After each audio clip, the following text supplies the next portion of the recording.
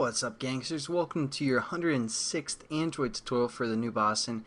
And what we're going to do in this tutorial is we're actually going to get some information from our spinner, such as which item has been selected. So what we're going to do is do spinner dot set on item.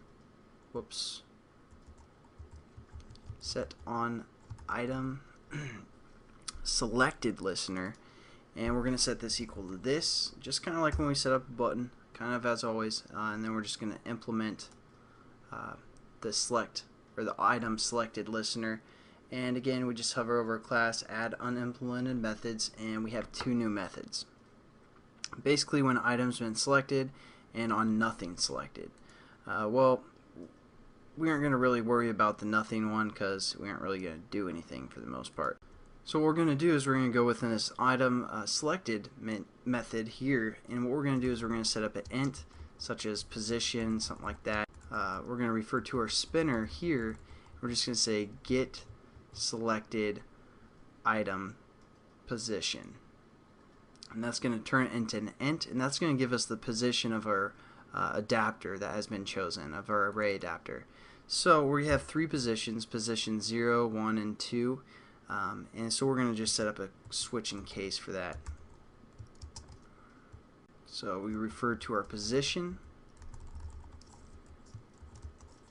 and we're just going to say case, and I spelled position wrong, case 0, which will be the first thing in our list, which will be music, and we're going to say case 1, break, and lastly case 2 and break.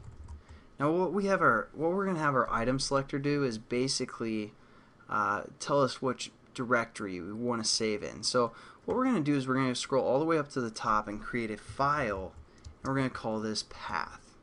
I'm going to initially set it equal to null, so it's nothing. Now what we're going to do is set up our directory path within our, when an item has been selected. And how we do that is we just say path equals environment, because we're going to refer to the environment and see if we can get the standard directories for the most part, such as music directory, people save their pictures, all that good stuff. So we're going to say environment get external storage public directory, because when we save, basically we're just going to save a picture to one of these directories.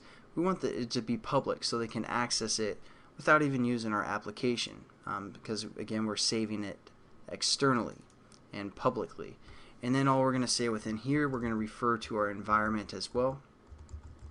We're going to say dot directory, what was the first one?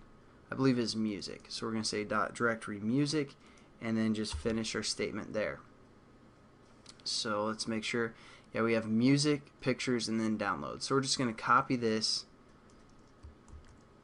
and paste it, and paste it within our case 2, and just change the directory to directory downloads for the third one, and directory pictures for this one. So there we go. Basically that's it for this tutorial. I know these paths don't really mean much to you yet, but again, I'll talk about them more when we actually save our stuff to the phone. But that's it for this tutorial, guys.